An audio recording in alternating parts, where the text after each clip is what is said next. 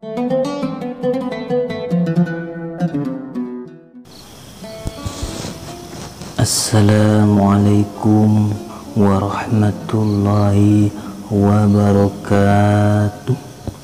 Alhamdulillahi rabbil alamin, wassalatu wassalamu ala asyrafil anbiya'i wal mursalin, ala sayyidina wa habibina wa syafi'ina Muhammadin sallallahu alaihi wasallam. Amma ba'du. Marilah kita panjatkan puji syukur kita kepada Allah Subhanahu wa taala dengan ucapan Alhamdulillahi rabbil alamin, dan juga mari kita bersolawat kepada junjungan kita Nabi besar Muhammad sallallahu alaihi wasallam dengan ucapan Allahumma sholli ala sayyidina Muhammad wa ala ali sayyidina Muhammad. Oke, para pemirsa dan para sahabat semua yang dirahmati Allah, para subscriber, para viewer yang saya hormati, semoga Anda semua tanpa terkecuali selalu dalam lindungan Allah Subhanahu wa taala, berkah dalam rezekinya, diberi umur panjang dan umur yang barokah, serta juga dilunasi segala hutang-hutangnya oleh Allah Subhanahu wa taala, dan juga diberi kesehatan, baik kesehatan zahir atau kesehatan batin. Amin ya rabbal alamin. Oke para pemirsa semua, ketepatan sekarang ini adalah bulan Rabiul Awal 1442 Hijriah, yang mana juga dikatakan dengan bulan Maulid karena bertepatan dengan hari kelahiran Nabi Muhammad sallallahu alaihi wasallam. Mungkin para pemirsa semua, terutama yang beragama Islam saat ini, yang menjadi umat Nabi Muhammad sallallahu alaihi wasallam, sudah pada tahu semua, sudah pada ngerti bahwasanya kalau Rabiul Awal itu adalah bulan kelahiran Nabi Muhammad sallallahu alaihi wasallam. Apakah para pemirsa semua sudah mencintai Nabi kita, Nabi Muhammad sallallahu alaihi wasallam, atau sekedar kita menjadi umatnya saja? Tapi untuk mencintai Nabi Muhammad sallallahu alaihi wasallam, kita tidak 100% mencintai beliau. Karena apa? Karena kita semua, mungkin Anda yang merasakan, kita tidak sepenuhnya menjalankan syariat Nabi, kita tidak sepenuhnya menjalankan sunnah-sunnah Nabi, kita tidak sepenuhnya bersolawat istiqomah kepada Nabi. Dan juga yang lebih parah, mungkin Anda yang merasakan, itu tidak mencintai cucu-cucu Nabi Muhammad SAW. Kalau di Indonesia, di negeri tercinta ini, yang dikatakan dengan habaib atau syarifah. Kalau perempuan itu syarifah, kalau laki-laki itu habaib. Itulah mereka adalah cucu Rasulullah Shallallahu Alaihi Wasallam. Jangan mengaku mencintai Nabi Muhammad Shallallahu Alaihi Wasallam kalau Anda tidak mencintai cucunya Rasulullah Shallallahu Alaihi Wasallam. Karena di tubuhnya cucu Rasulullah Shallallahu Alaihi Wasallam itu mengalir darah Nabi Muhammad Shallallahu Alaihi Wasallam. Apakah pantas kita membencinya? Kalau ada cucu Rasulullah Shallallahu Alaihi Wasallam melanggar syariat Islam, tidak sesuai dengan ahli sunnah wal jamaah, tetap kita tidak boleh membencinya.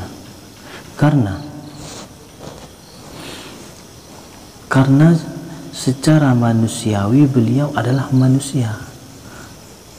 Para habaib, para syarifah, semua cucu Rasulullah itu manusia sama seperti kita, bukan malaikat atau nabi, yang mana juga melakukan kesalahan. Tapi bagi kita sebagai orang biasa tidak boleh membenci beliau, tidak boleh membenci habaib, apalagi memfitnah. Ada suatu kisah, ada seorang waliullah. Beliau sudah tingkatan, ada seorang waliullah. Kalau sudah waliullah itu sudah tingkatan di atas kita sebagai orang biasa, sudah tingkatnya tingkat wali. Setiap malam bermimpi bertemu dengan baginda Rasul. Setiap malam tanpa telat, setiap bermimpi bertemu dengan baginda Rasul. Apalagi kita seorang biasa bertemu dengan Rasul dalam mimpi pun, meskipun satu kali setengah detik kita tidak pernah bertemu beliau. Kita kembali ke kisah Rasulullah. Kita kembali ke kisah waliullah tadi. Waktu itu pada suatu hari seorang wali tersebut tidak lagi bermimpi bertemu dengan Rasulullah. Karena apa?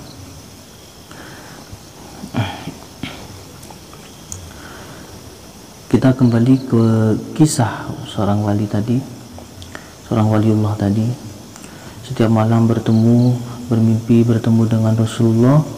Kemudian pada suatu hari wali tersebut menemukan atau bertemu dengan seorang cucu Rasulullah, katakanlah seorang habaib. Kalau di negeri kita dikatakan seorang habaib. Dia mabuk-mabukan, dia lagi mabuk bertemu dengan wali tersebut. Kemudian oleh wali itu dimarahi, hei kamu itu seorang habaib, kamu itu cucu Nabi, tidak pantas kamu itu melakukan hal seperti ini. Seharusnya kamu itu memberi contoh kepada umat Nabi yang lebih baik, memberi contoh yang baik sebagai memberi contoh sesuai syariat Nabi. Malah kamu mabuk-mabukan, itu sangat tidak pantas kamu sebagai cucu Rasulullah. Pemuda tadi menjawab, cucu Rasulullah tadi itu menjawab, apa urusanmu mengatakan seperti itu kepadaku? Ketika ngomong belum selesai, kemudian langsung habaib itu ditampar sama waliullah tadi, ditampar. Kemudian sudah, pergi sana kamu, bertobatlah. Kemudian habaib tadi itu pergi meninggalkan waliullah tadi. Dan pada malam harinya, pada malam harinya habaib itu tidak lagi bermimpi bertemu dengan Rasulullah. Kemudian keesokannya lagi sampai sekitar kurang lebih 1 minggu tidak juga bermimpi bertemu dengan Nabi. Kemudian apa? Kemudian bermunajat, memohon, berdoa kepada Allah Subhanahu wa taala, ya Allah, kenapa saya tidak bertemu lagi, tidak bisa bermimpi lagi bertemu dengan Rasulullah? Apakah salah hamba ya Allah? Kemudian memohon kepada Allah, meminta supaya bisa bertemu lagi dengan Nabi, bermimpi lagi dengan Nabi. Setelah berdoa, kemudian tidur dan bermimpi dikabulkan oleh Allah Subhanahu wa taala, bertemu dengan Nabi. Dalam mimpinya seorang waliullah itu berkata kepada Nabi, ya Rasulullah, apakah gerangan, kenapa Anda tidak mau lagi bertemu dalam mimpi bersama saya ya Rasulullah? Rasulullah menjawab, karena kamu telah menampar, memarahi cucuku, menyakiti hatinya cucuku, sehingga sakitnya hatinya cucuku itu sampai kepada saya. Itulah yang menyebabkan saya tidak lagi mau bertemu atau bermimpi dengan kamu lagi, bertemu dalam mimpi dengan kamu lagi, kata Rasulullah kepada wali. Wali itu terbangun dan kaget, kemudian mencari habaib yang tadi ditampar itu. Dicari-cari, akhirnya ketemu, dan waliullah itu meminta maaf kepada habaib tersebut, kepada cucurullah tersebut minta maaf. Kemudian Habib itu berkata kepada waliullah, ya sudah, kamu saya maafkan. Ya sudah, kamu saya maafkan, tapi bilang kepada datukku, saya telah memaafkanmu dan saya sudah bertobat dan saya sudah menjalankan syariat Allah, saya sudah bertobat. Singkat cerita, wali tersebut bermimpi lagi bertemu dengan Rasulullah. Kemudian disampaikanlah bahwasanya wali tersebut sudah dimaafkan oleh cucu Rasulullah tadi, sudah dimaafkan. Kemudian Rasulullah berkata, andaikan cucu saya tidak memaafkan kamu, niscaya saya tidak akan lagi bertemu dengan, niscaya saya tidak akan lagi mau bertemu dengan kamu lagi, kata Rasulullah kepada wali tersebut. Itulah kisahnya pemirsa, semoga menjadi tauladan kepada kita, menjadi pelajaran kepada kita, yang mana banyak di kalangan kita umat Nabi Muhammad, umat Islam membenci habaib, membenci cucu Rasulullah, memfitnah dan lain sebagainya, dianggap musuh dan lain sebagainya. Semoga kisah tersebut menjadi contoh, menjadi pelajaran bagi mereka. Seorang wali pun dibenci oleh Rasulullah karena menyakiti hati cucu Rasulullah, apalagi kita yang orang biasa, tingkatannya bukan seorang wali, orang biasa. Masuk surga pun belum tentu, masuk neraka sudah pasti, yang mana kita sangat membutuhkan syafaat Nabi.